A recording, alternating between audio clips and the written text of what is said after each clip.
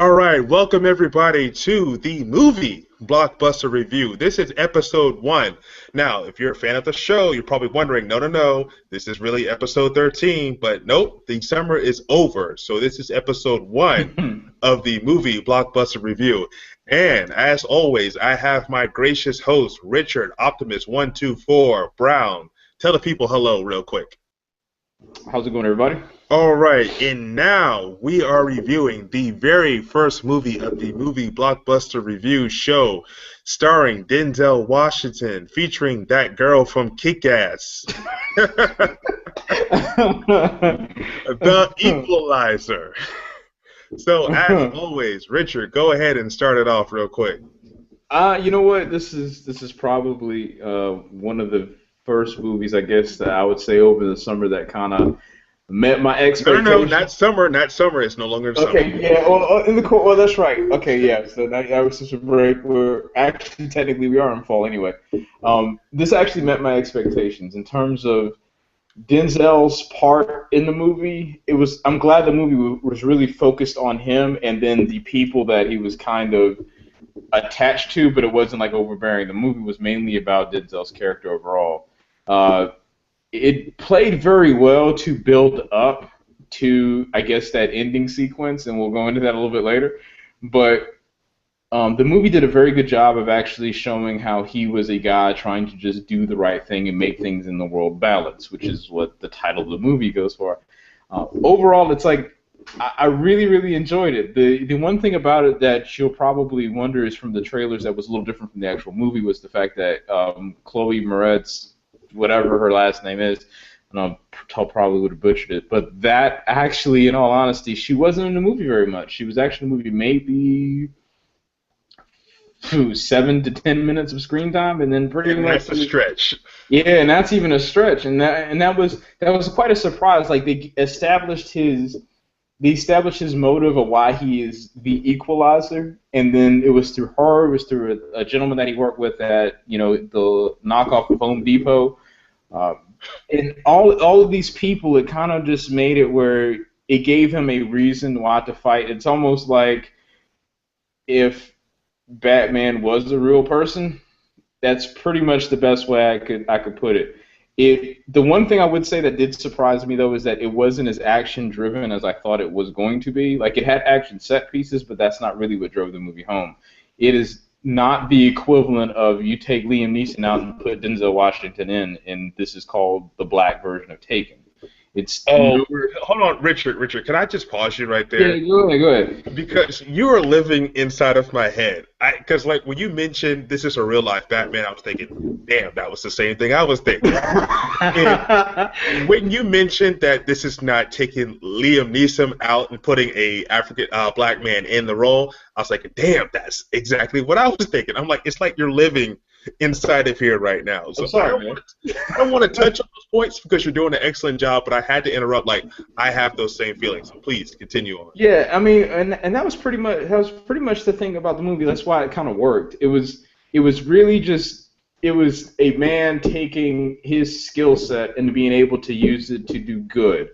And that was really what drove home. Like, he was probably, it felt a little cheesy at the beginning, but it seemed like he was the greatest motivational speaker of all time. But the one thing about the movie at the very end of it is it made, like, all the characters had their small victories, like, with Kick-Ass Girls, like with her dilemma, and with the gentleman at Home Depot, it was like his dilemma. It's like all of them that had very, very small victories. It's like no one had, like, at the end of the day, like, a life.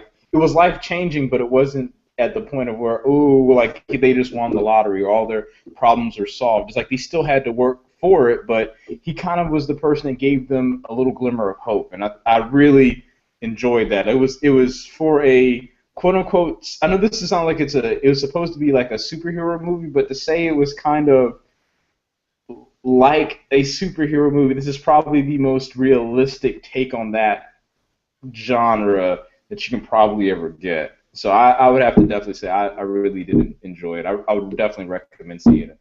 The only things I would say that were bad about it was that build-up took a little bit longer than what I wanted, because the movie's runtime was like about a little over 2 hours. And it just sometimes it kind of felt like if you were going in for an action movie, it just seems like between one set piece and the next set piece, it was, it's a pretty significant gap.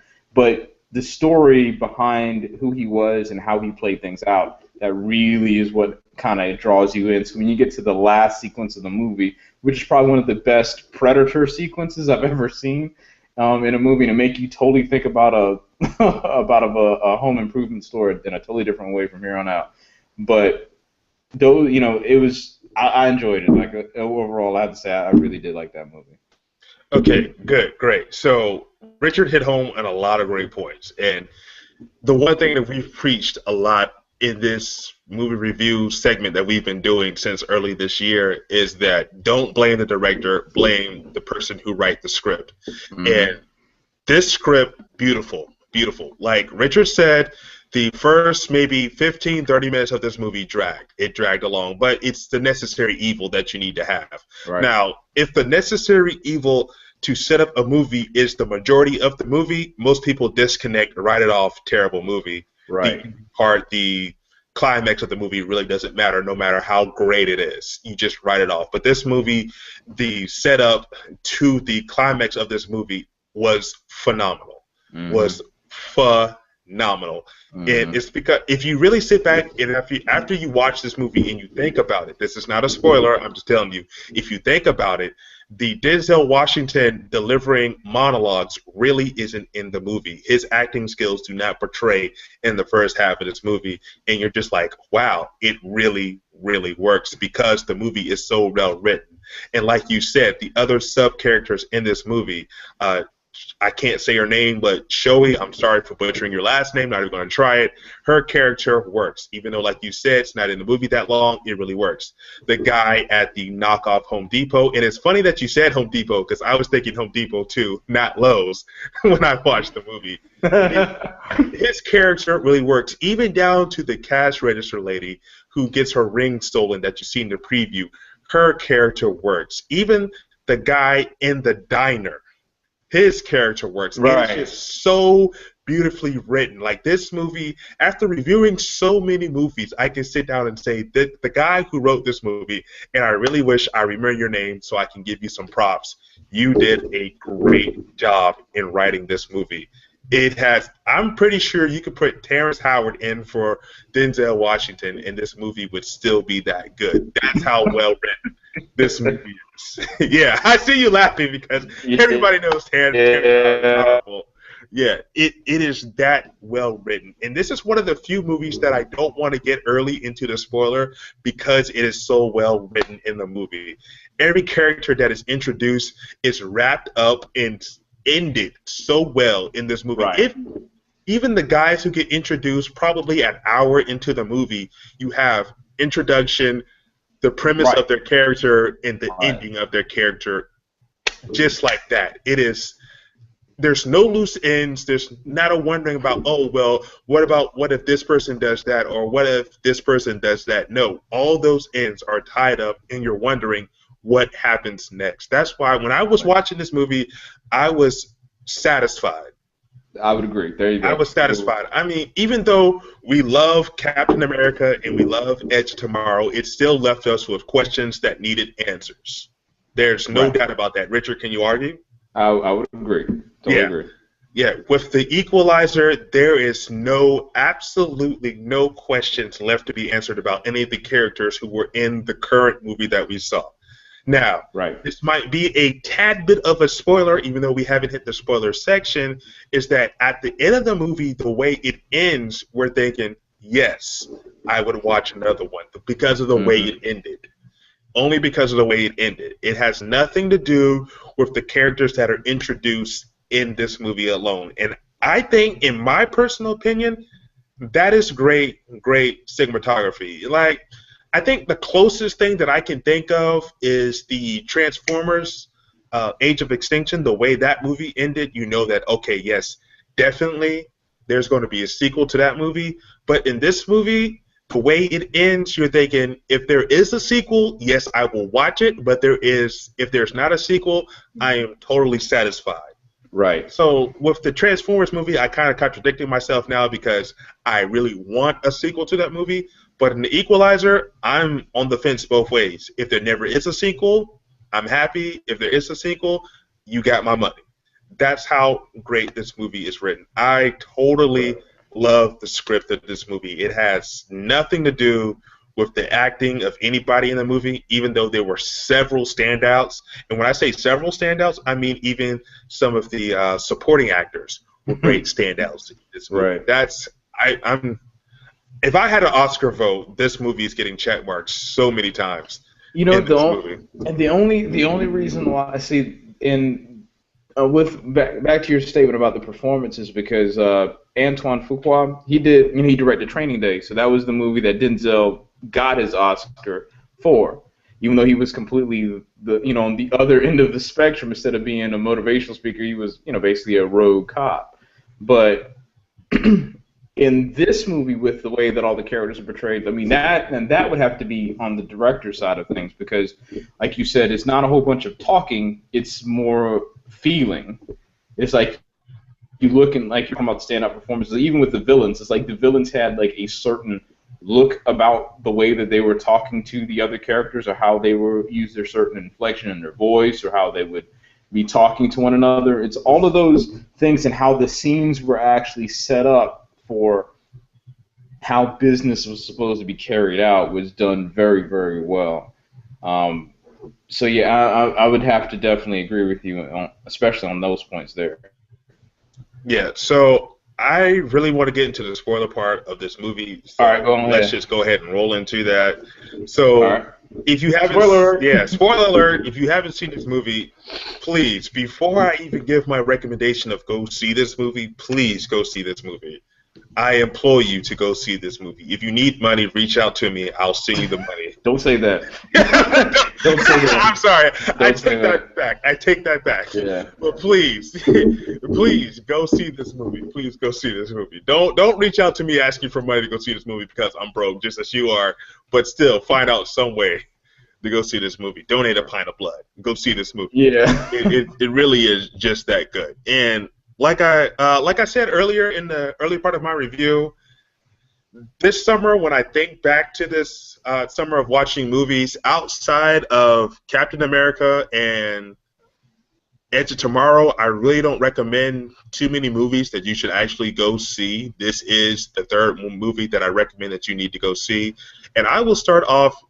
The basis with this movie is that, yes, it does drag. Maybe the first 15, 30 minutes of the movie is dragging, but it's showing how methodical and how anal retentive this guy is, Right. and his daily routine and everything, and how he's trying to do the right thing with his life, and how he has every detail of his life planned out.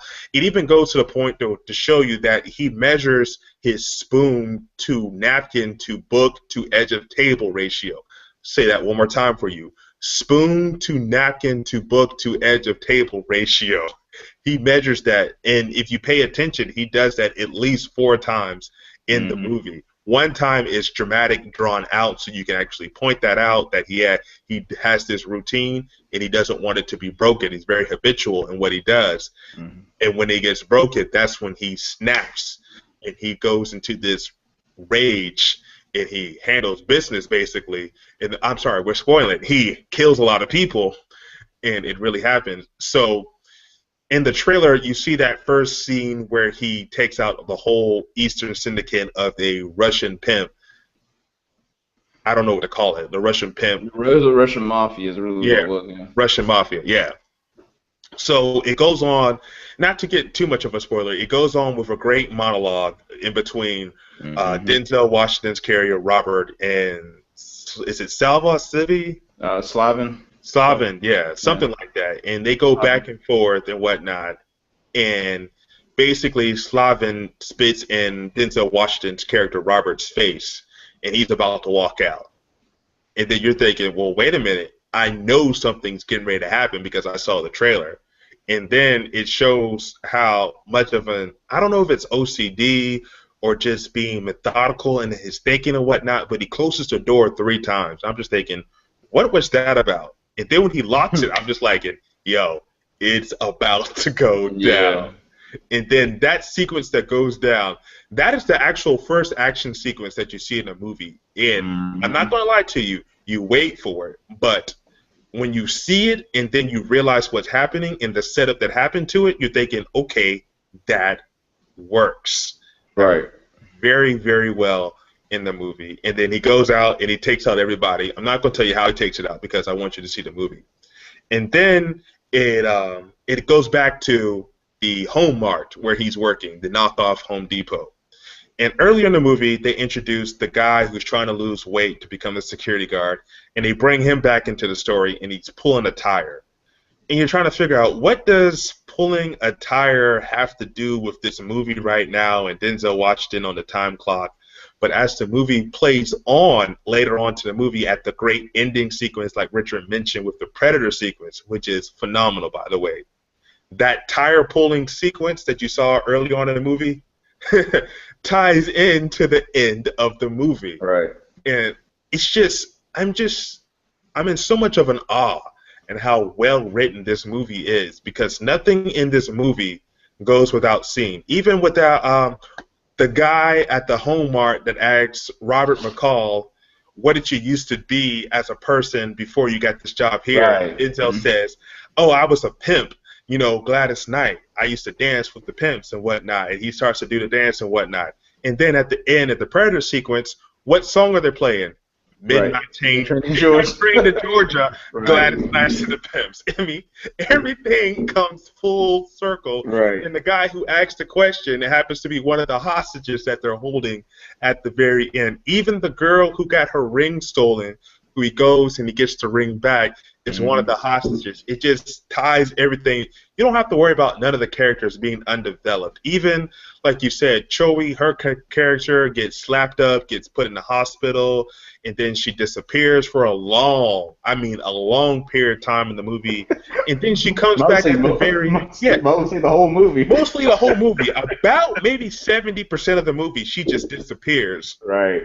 And then she reappears, and then they wrap her character up. Like, yeah, I woke up in the hospital, I got an envelope with almost $10,000 in it, and you're thinking back, wait a minute, wasn't that the exact denomination that Denzel Washington offered the guy to get her freedom with? I'm just like, wow. This movie is just so well written. Like, I didn't spoil too much of the movie, but this movie is just so well written. Like, this script right here should go down into basis of how you should write a script for a movie for success. It's just so well written. I can't express how much I want to just thank the person who wrote this script so much, because we've seen a lot of movies this summer. We've seen a lot of movies, and I'm gonna challenge you, Richard. Can you think of any movie with a better script than we've seen this summer or this year? You know, and I would say it this way. You know, the script of this movie definitely. I guess I'm the harder critic of the two.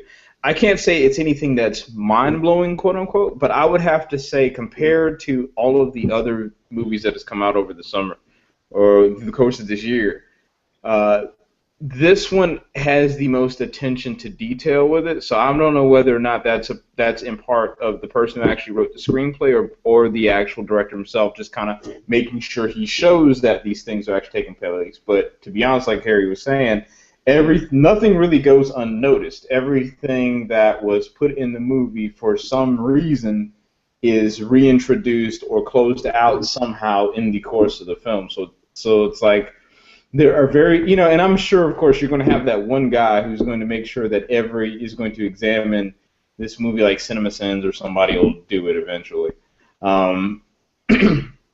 But what they'll actually go through and see is that everything that was introduced is either, is reintroduced again somehow, and then it's like it's closed. So, like you said, it is a credit to whoever wrote this script, the editing team, and the director to make sure that all the shots are put together to actually convey that. Because like you said, the tire pulling sequence, it really has no thing, because when you're watching it, you're like, oh, okay, guy's just doing a PT test for his own self. Great. And then, turns around at the very end of the movie, then that's actually used as a method of actually getting our hero from point A to point B to actually achieve the end result. So all of those things actually, even he referenced his weight again, Yes, even in yes. that same sequence. So it's good to see that there was attention to detail. Like this movie was done with a whole lot of care, and that's one thing. Like with some of the other movies that have come out, it's like, okay, yeah, they came out with a movie and it did very well. I would like to see this movie go out because you'll have examples of movies that they come out and then it's like, oh, like I happen to have seen No Good Deed. I do not recommend seeing that movie, by the way. What But movie's that? I'm sorry. No Good Deed. Yeah, I did happen to see that, and it's like you can tell that it's like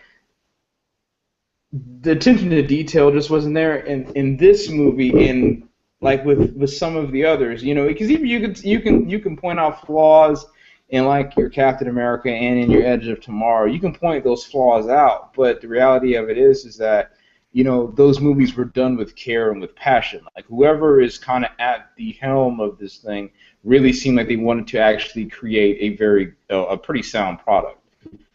This is, and like you said, it's something that I definitely recommend seeing. And I know we haven't really touched on this very very much, but I'll tell you what, that ending sequence is probably made me think about Home Depot different than Ambi. Because even when that sequence started, let me back up a little bit.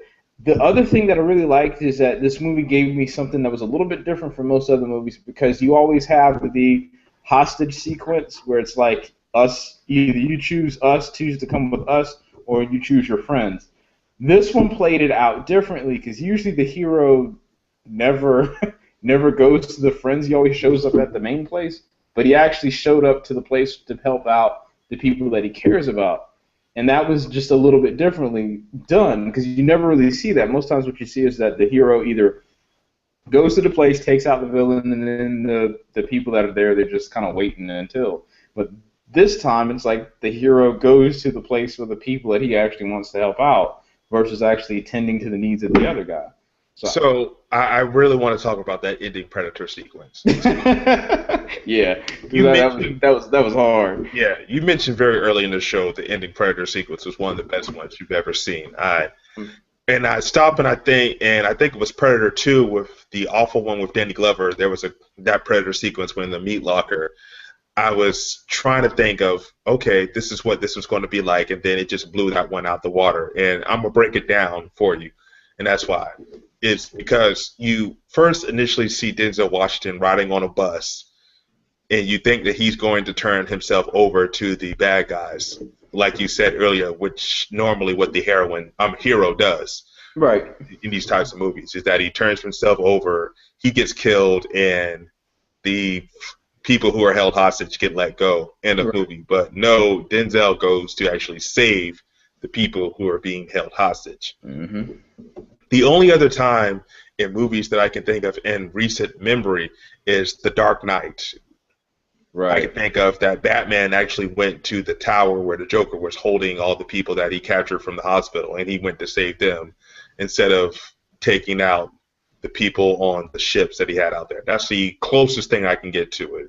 And this scene blew even that scene out the water. Because, first of all, this guy, if you notice in this movie, he didn't use a gun until the very end. And that wasn't even a gun. Yeah. That wasn't even a gun. And that wasn't even really a gun. He didn't even use a gun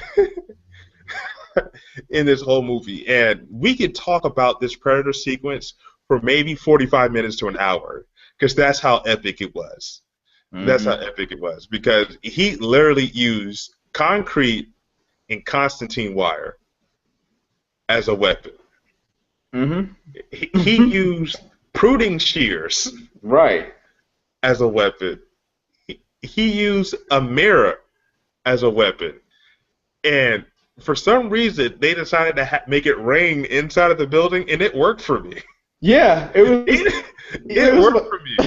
It was one of those things where it happened, and you're like, that's that rain thing that all movies do, but that was actually cool how they pulled it off. Like everything about that one sequence of the movie worked, and the reason why I say this is probably the real life Batman, because he was literally, it wasn't like he was using gadgets that were like like a null ray or something weird. He was actually using things that you could.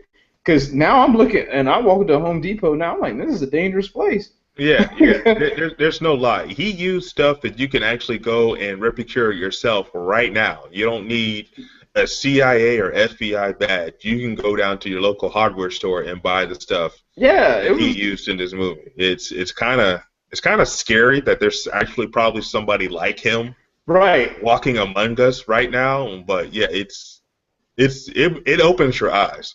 It does open. Excuse me. It does open your eyes as to what he does right now. And he said a line in the movie, and I'm kind of going back from the Predator scene back into the movie now. When he says a line when he's sitting down and he's talking with the guy from the Russian mafia, Hmm. and he says a line that is very interesting that I want to talk about. When he says that he gave everybody who he killed a chance to live. Right. And you sit back and when you're first watching the movie and you hear that line, you probably blow off the first part of the movie and you Right. think about the second part of the movie. And you're thinking, okay, he really didn't give the people at the Home Mart a chance to live. He came there to kill them. But the last guy who he killed, he actually gave him a chance to live if you really think about it. Because he told him, you might want to stay in there. And the guy came out of the shower anyways, and he died. Right. Yeah. And I thought that was a cool way to kill somebody. Yeah. Everything, like I said, it's not like I wasn't blown away by this movie, but it's like at the end of the day, I walked out and I was like, I was satisfied. Like if you go somewhere and you get like you expect a really good steak and you get a good steak, and it's not the best steak you've ever had in your life, but I when you guess but the only thing that you can really say is a stretch to believe in this movie is that sequence from the Home Mart to when he's in Moscow, Russia, only took 3 days of separation time. oh It's yeah, the, I it's didn't the even think only about the thing time. that you, yeah, it's I the didn't only think thing about that that. that's really the only thing that you go like, okay, wait a minute, hold up, dude, come on now, All really, right, no. See 3 days? the thing about it for the movie, and this is me nitpicking, is that the last dude he killed was with a nail gun, but a nail gun requires either an electrical power source or it requires an air compressor, and CO2, yeah.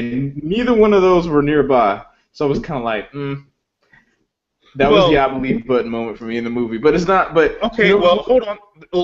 Well, you can get little small CO2 cartridges, right? yeah, But you're kind of, not sort of. getting that many fires out of them. So, Yeah, yeah. It was still. It was like, yeah, I get it. It was one of those. You're like, okay, the movie's good enough now to where like I'm not going to let that break me. Like that's yeah. not going to break my concentration. But I mean, that end sequence it proved one other thing to me, and this is probably not even related to the movie, but the Dead Space movie, if they ever decide to do one, that could be reality. Because the way they pulled all that off, because he was using shears, saws, like blades, nail A guns, drill. and drills, and I'm like, wow, it's like Dead Space movie could actually be real. Like that could actually work. Because that was the first time you ever seen someone actually take household items, and make it look cool, and trying to dispatch your enemy. I mean, that by far was probably, like I haven't, like the closest thing, I haven't really seen anything in a movie do that kind of sequence that well. I mean, the only other thing I could actually equate it to might be like a scene out of like Arkham City or something. You Yeah. know, Yeah. that was really about It's all. But it's pretty much a rated R Batman is what he is. yeah, yeah, exactly. That's because yeah, yeah, exactly. That's exactly right. And Whereas I know. Batman will break you and incapacitate you and you live. This Mhm. guy, you're not gonna live. Nah. Yeah. Yeah, he was extremely witty, and that was the one thing about this movie. Like the line he told the dude when he was in the when he was in the restaurant he said, "When you pray for rain, you got to deal with the mud." Yeah. Um, Yeah, I mean, like The stuff like most that. gangster line that he said in that movie is when he put the dude's sunglasses on the table. It's like, yeah, he's not coming back. Yeah, Yo, and it was like 2 minutes later. It's like, wow, okay. Yeah, that means he this was. dude has been stalking you the whole entire time and waited for him to get up and go to the bathroom, and came back and said, yeah, he's not coming back. I was Mm. like, yeah, like okay. Yeah, man. Yeah. I was. It's not like I was anticipating this movie being bad, but I was just kind of like, okay, let's see where this goes. And I'd have to definitely say that I was not. I was So not. let's go ahead and get into the rankings of this movie. I'm gonna go ahead and go first. Okay. I know that you are the rougher critic of the two of us, so I'm just gonna go ahead and say that I'm gonna have to get this one, if not a solid number one, a 1B next to Captain America, because that's just how much I enjoy this movie. It's definitely an A plus ranking for me. This is a definite must go see movie of, I wouldn't say of the year, because if you told me that, yeah, I saw the Equalizer and I'm asking you, did you see it in theater, and you say no, I wouldn't be upset.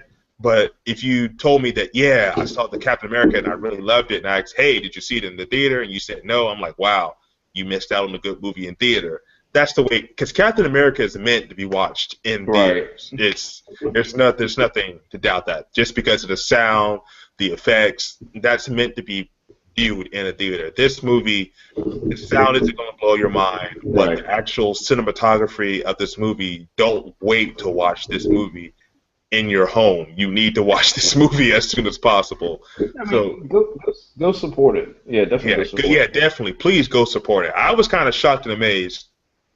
I saw the movie at 11:15 on a Sunday, and there was not an empty seat in the theater. And I was thinking, wow, this is usually my time to go see movies when hardly anybody is in there, and I can just sit back and chill. But there was somebody on my right, and old girl was on my left, so I really didn't have any room to stretch out. So this movie was just jam packed. I don't think there was an empty seat in the theater. So this movie is a definitely go watch for me. It's an A ranking.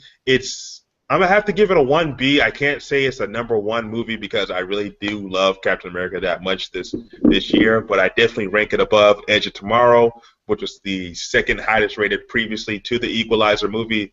This is a definite watch for me. People, please support this movie. Richard, your ranking. All right, I'm gonna give it a B plus. Like I said, for me, the only thing about the movie that for me that was a problem was the fact the pacing of it in the very beginning, and I think the way it was kind of marketed, unfortunately, was the fact that it was supposed to be like this action movie, and it was so far away from that. Not a bad thing at all, but it was just, I guess, kind of that pacing kind of was like, okay, let's kind of get to the point. And as it kind of rolled along, it's like you finally got to the point, and it was like, okay, the wait was worth the reward. But to me, I can't give it an A. I'm still, I guess, maybe because I'm a sci-fi buff, and I'm just gonna edge out Yeah, and give it no, an A. no, that's But I'm understandable. gonna go ahead. But I'm gonna say it's definitely a B plus. I would recommend going to see it. And actually, the thing, it's funny that you said that because when we went and saw it, my girlfriend and I, we went and saw it. We saw it at a 11:30 showing ourselves, and it was pretty packed in there too. And I don't know if that's because of the release market, because I noticed that the Sandhills Theater, which is right on the corner from my house, the Sandhills Theater here, that one actually usually has some of the earlier shows for Saturday and Sunday. But I don't think they put it on as many screens as some of your other bigger movies that came out during the summer, of course. I would have to definitely say that, and I know everybody's always, I know Denzel draws crowds and whatnot, and I don't want to be the guy that's like, support black films or whatever, but I definitely have to say it this way: is that good movie is a good movie, period. Actor, regardless of what race they are. So at the end of the day, this movie, I think, definitely have to say it is worth your time and it's definitely worth your money. So I would have to say, go see this movie. Not because of Denzel, but because it is actually. I mean, Denzel, of course, obviously played a part in it, but it's definitely one of those movies where you walk away from it, and I would actually have to say I was satisfied. Like you leave and you're like, that was good, and it sits with you, and it's like it quelled your appetite for what you were trying to go see. It didn't blow me away, but it was exactly what I expected. So when I walked out, I was like, fair enough, great, and I was equally pleased because the thing about Denzel is like if he's in something, it's definitely not going to be utter crap. It's going to it's going to be good. It's going to have some type of weight to it where the movie is definitely worth seeing. There's something great about it, like like Deja Vu that came out some years ago. Not a great movie, but there were just things about it that were like, okay, this could work. This movie, I have to say, is that all the way around, it had a very good message to it too, because the Equalizer actually fit into the title of the movie and about how he was always about order and making sure everything was orderly and how things work, and if you upset that balance, he's the guy that comes and fixes it. So, and like Harry said, I definitely say is that if they ended it so well to where if they wanted to continue this franchise, they could, but if they didn't, I wouldn't be upset about it. It's like they ended it in a way where you walk away from it, it's like, okay, if they decide in like 5 years that they want to continue with it, they could. So I'd have to say like B+ is where it sits with me. Cool deal, cool deal. So usually here we wrap up the show and tell you about next week's show and whatnot, but since this is the movie Blockbuster review and not the summer Blockbuster review, I'm going to do a little bit something different, and I actually got early access to the Transformers Age of Extinction movie. Blu-ray, really? Yeah, I bought the super ticket, so it actually kind of paid off for me. Okay. Yeah, so I've seen the movie an additional maybe 2 times, not 3, maybe 2 times since my super ticket actually paid off. And Richard, I want to tell you something. I mean, I don't want to brag, but I have the 4K television, right? I have the 3D television. I have the 5.1 surround sound, and I'm in the comfort of my own home. And that movie is mind-blowing. You know what? They said it's the first movie that actually has the Dolby Atmos like theater thing, not theater, but the soundtrack. Yeah. I can't wait for Tuesday because I know the digital version of that movie. I know for a fact it probably looks great, but we have not gotten to the point where it's like true uncompressed audio. So for me, I'm like waiting to get home and turn to 11 that night. I'm 100% backing your statement right there because the digital copy of that movie is mind blowing, and I can't wait to get my hands on the Blu-ray copy. It is. Because the digital copy isn't in 3D, I really don't care. But the sound in that movie streaming is wow. Really? Wow. Okay. As you can see, I got speakers behind me, and yeah, wow. Yeah. Wow. It kind of makes me want to go and hook up the other 2 speakers that I can to my receiver just to hear it in the way it was in the theater in a smaller compressed space because be honest, a theater is probably the complete entire size of your home, right? Versus just a solid room. And you're taking all of that rich sound and putting it into a solid room. And if you have the correct setup, oh my gosh. This movie. Yeah. I mean, people can say about whatever they want about the story and whatever, but I mean, I do not doubt that the movie is going to look fantastic and sound fantastic. I mean, of course, I like the movie anyway, but those 2 things alone, I'm looking forward to. Like, I have not popped Captain America in yet at my spot. Ooh. Not yet. See, well, I watched it at my dad's spot, and that's really when I watched it again the second time I actually saw it there. Yo. Yeah, I'm. Now that you said, I'm actually gonna probably crack it open tonight and just play it. Yo, you are missing out. Let me tell you something. Make sure your remote is handy. Just make sure your remote is. It's kind of late in the evening, and people gotta get up and go to work on Monday. Just to make sure your remote is handy. That's all I'm gonna say. All right, I'll do that. All I'm gonna say. So, people, that's all we got to talk about here. Both of us like The Equalizer. Unlike Lucy, this anticipated movie of the year was actually a joy to go watch. Right. I Yeah, would agree. this movie was actually a joy to go watch. So, right now, we usually do our shout outs. Richard, tell the people how they can find you. Gplus.2/Optimus124. And I am back on Facebook, so Facebook.com/Optimus124 as well. Yes, and you can find me right there at youtube.com/HE3man. That's where all of the summer Okay. blockbuster movie reviews are housed, and all of the movie blockbuster reviews will be stored and archived as well. So check out my YouTube channel and subscribe at your leisurely pleasure. I am also on Facebook, and even though I don't respond to your comments, I do appreciate them. I recently had a birthday, and I went out and I commented on everybody's page for my birthday. So thank you for thank you for providing me with, Oh, that's messed up. with several pages of people to go out and say something to. I know that I was a bum and I copied and pasted. I gave everybody the generic, but I will promise you that next year, if you wish me a happy birthday, it will be a personalized message. It was just my first time in a long time of being back on Facebook as a real Facebook-heavy user. So please bear with me. To everybody out there who likes and comments on my pictures that I post, follow my Instagram. Because really, I just post some of the pictures to Facebook that I post on Instagram, but the majority of them stay on Instagram. Okay. So follow my Instagram. It's the Mind of Cube as well.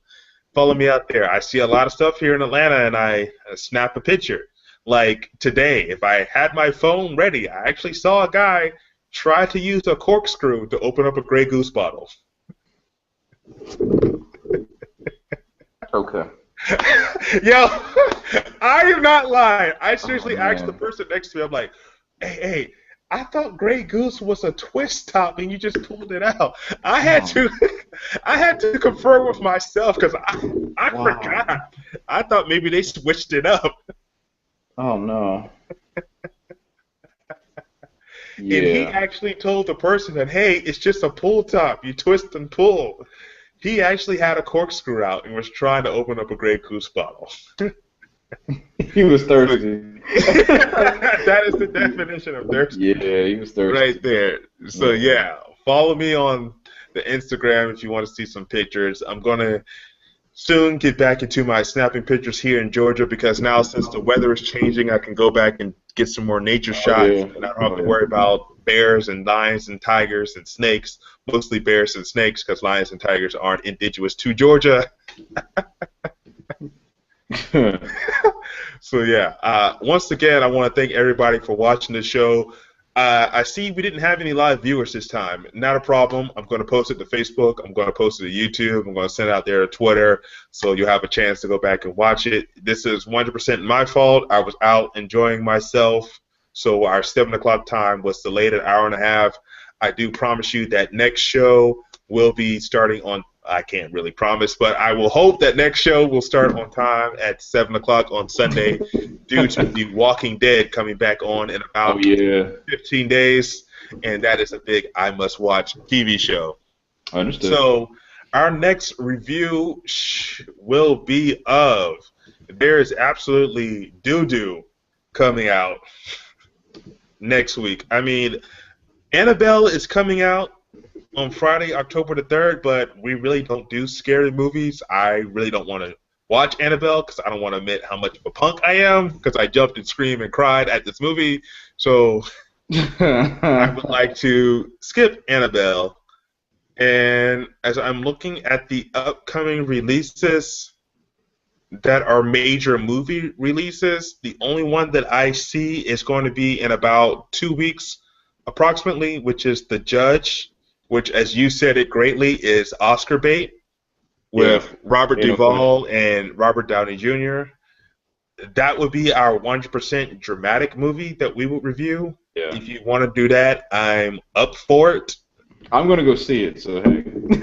I am going to go see it. Okay. So it looks like the Judge is going to be our next show in 2 weeks.